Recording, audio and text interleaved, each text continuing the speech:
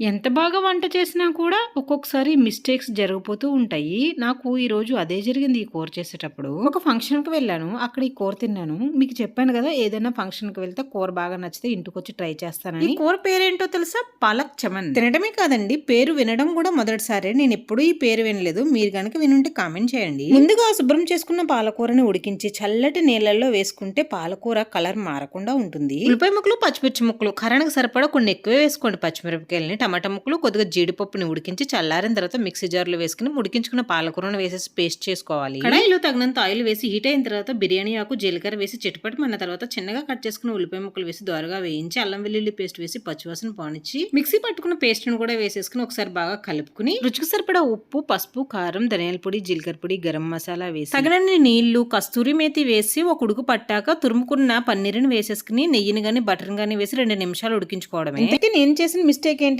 పచ్చిమిరపకాయలు తక్కువగా వేసి రెడ్ చిల్లీ పౌడర్ వాడడం వల్ల కూర కలర్ మారిపోయింది. మీరు మాత్రం ఈ మిస్టేక్ చేయకండి.